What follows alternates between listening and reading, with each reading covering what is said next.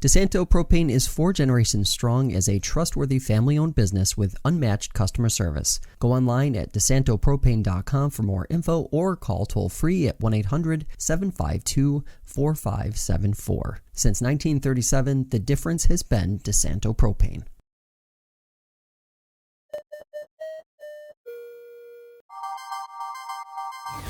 Do you want to know what's happening in the Finger Lakes? We do too. We're going in depth with decision makers in the heart of upstate New York to get the answers you need. From the team of FingerLakes1.com, this is Inside the FLX. Welcome to another edition of Inside the FLX. It is time for our monthly chat with Geneva Mayor Steve Valentino. Mayor, thanks so much for taking the time this morning. Good morning, Josh, and always thank you for the opportunity. Let's get to what I thought was going to be a light agenda night last night, but we had some breaking news in the city. Chief Colton has resigned. Mike Passalacqua is back. What can you tell us about the situation of how we got here and where the city's going now? Yeah, I mean, you're accurate. The best I can say at this point is Chief Colton has put in his resignation as of last Friday, the 29th. We are immediately starting the search of the process for the new replacement for police chief. And I just can't thank City Manager Amy Hendricks and going to be interim but previous our chief, Michael Passalacqua, for coming back and being the interim chief of police while we go through this process. So, that's the best I can tell you at this point. Of course. What would be the expectation then for timeline in this process? Obviously, from what I understand, some of the civil service testing and whatnot, the results, they're still valid.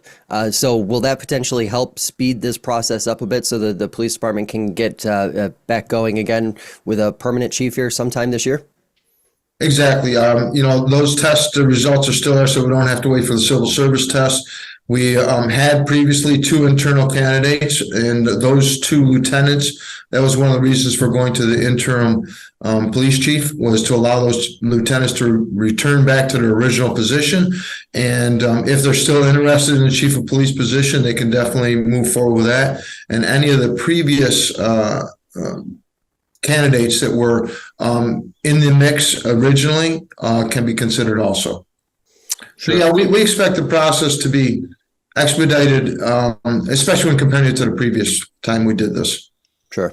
And I'm curious, just sort of, obviously you can't share details, but as far as city council is concerned, how is the rest of city council taking the news and taking this moment now where, you're going to be spending at least the next few months trying to find a new police chief?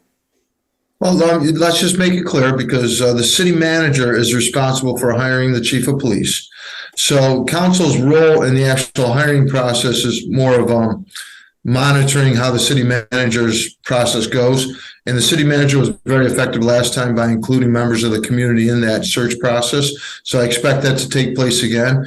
As far as city council, we all have been concerned since the beginning of the year. You never expect these kind of things to take place. You want to be as open and transparent as possible. There's a lot of legal implications to it too. So council is definitely a little bit restless on this. We'd like to get some things behind us. We've got a lot of things going on, and we can talk about some of that stuff as we move forward, Josh, but that's not the only thing happening in the city. Sure, absolutely. A lot going on. Speaking of that, the solar eclipse, I think this is going to be the last conversation I have about the solar eclipse until ever, because I don't plan on talking about this after April 8th. But as far as the city goes, how are you guys preparing? How do you feel heading into what will likely be a very, very busy weekend and Monday for you guys? Well, Josh, this is being recorded, so I want to hear you not say anything on April 9th, because I think everybody will be talking about it the day after. So I think, as far as the city goes, we took a early look at this, and our commitment was on safety. So the city's role is really just to provide the safe environment for everybody that wants to come and view the solar eclipse. We're fortunate enough to have other organizations, the BID and other organizations, that are focusing on the entertainment end of the solar eclipse. and the economic impact of the solar eclipse. So, as far as the city goes, we want to make sure traffic is under control. Our DPW team is really focused on trying to provide as much safety on the 5 and 20 corridor. We're not going to have any parking on our lakefront. You can imagine with all this rain that anybody parks on grass, it's going to be a mess. We are going to have shuttle services from the old Real Eats up by the old Tops building down to our lakefront. And there's a lot of great events. So I tried to tell people last night, I tried to announce it. Let's just not focus on Monday because we have a lot of great things going on throughout this weekend. We have a jazz festival. We've got our first Friday of the month. The BID will be putting that on in our downtown. So starting Friday, there's going to be just a string of events that are going to happen all the way through Monday. So don't just wait for Monday. Enjoy the rest of the weekend. Absolutely. All right. So let's get into the meeting last night. Obviously, light agenda, like I said off the top. Your biggest takeaways from last night's session? Well, number one is we have a full council now, which is fantastic. We swore in 6th Ward Councilor Tom Morocco. We're glad to have him on board. And, Tom's drinking from a fire hose at this point.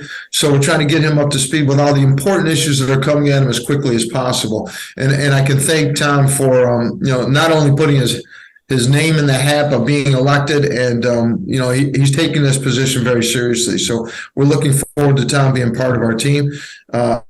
The next thing that happened was we had the Hobart men's ice hockey team, and they again national championships 2 years in a row. So we had the whole team show up. We did a proclamation last night, and Coach Mark Taylor, President Guerin was there. So it was a great event. It's a great team, great group of guys there, and just the accomplishment of 2 years in a row getting a national championship is just huge. So that was those are two of the biggest highlights of last night. Short-term rentals. Even though the agenda was light and we did add 3 resolutions, short-term rentals was probably the longest discussion. It's probably our most complicated discussion.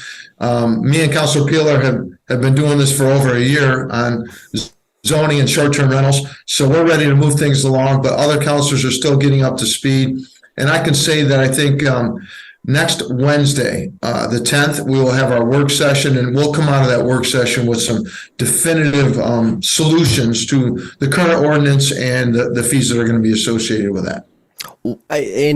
To that point, I'm curious, is there anything left to be debated or discussed? Because it seems like this short-term rental issue has been ongoing now for many months, and now two different councils essentially as well. What are the sticking points right now that you think are imminently being resolved so that this thing can move forward? I think the biggest thing is that short-term rentals is something new. So, and all the ordinances going into place, all the regulations that are trying to keep things under control are being challenged in the core systems. So as we implement the ordinance and as we try to execute the accountability portion of the short-term rentals, the challenge is that things are being fought in the court system. So we're trying to navigate through that. It is a challenge. And for us, I think that the biggest thing is it's impacting the fabric of our neighborhoods. And Councilor Peeler probably said it the best last night. The single family homes are what build the fabric of the community. And those single family homes are being impacted not only in cost but availability based on short-term rental coming in, because people want to take advantage of the incomes they can make off of short-term rentals. Yeah. So we're trying to balance that. How do you have that economic development impact? How do you provide short-term rentals for tourism, because that's a big part of our industry? But also, how do you keep the fabric of the neighborhoods and the single-family homes available to residents that want to live in the city of Geneva? So for us, I think the biggest thing is, how do we get accountability? We will be talking with our state representatives on occupancy tax, and how do you control fees, and at least the ability for owners of short-term rentals to be responsible to the surrounding neighbors. All right, and now we've got some non-council meeting headlines to get to from the last few weeks. First things first, obviously. The closure or the soon-to-be closure of the Fryhofer's bakery and also the Geneva movie Plex. Lots of discussion and debate on social media about what this means or what the trend line is for Geneva.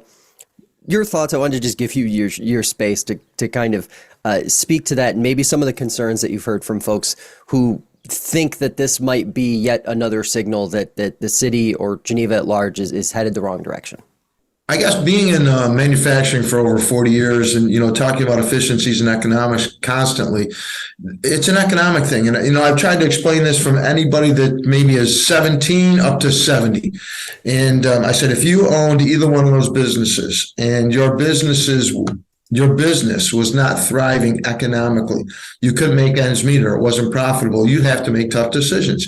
And I think that's what these companies are doing. They're making those decisions based on the economics.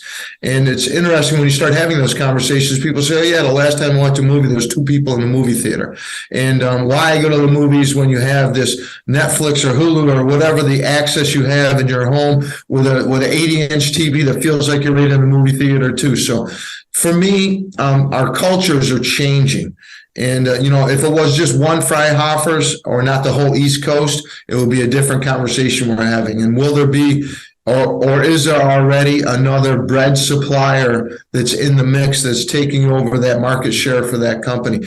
I think what we're seeing is just what you see naturally in the overall evolving culture and overall economics, not just in the city of Geneva, but you can look anywhere and see this. So what's the next fad going to be? What's going to replace a movie theater? I hear people are trying to revive the drive-ins. There's a lot of options that'll come along, and I don't think it's a signal that Geneva is going downhill by any means. I think it's a signal that we're in changing times, and those changing and evolving times will produce another economic opportunity. Does this point to, speaking of that particular plaza where the Geneva Movie Plex is, does this point to an even bigger opportunity there now for that space, now that the movie theater is gone effective a few days ago and it's one less tenant in that building? Yeah, I think what you're going to see is we tried to capture this in our zoning changes too. You're going to see things that make a different change, and you're going to have developers that come in that have that insight or that future look at what would be potentially viable economically. And I think you're going to see the mix. So the housing mix along with the retail mix come in. You see a lot of that's helped downtown. There's public and private investments that have gone in our downtown that have made living spaces much more desirable. I think you're going to see that same kind of trend take place up in the plaza. And Geneva's getting another Dunkin' Donuts, or I guess just Dunkin' as they like to go by now. When will work begin? Obviously, with that particular property, the Gateway property, that was a long process for you guys. What can you tell us about the timeline now of how things will proceed now that the official stuff's out of the way?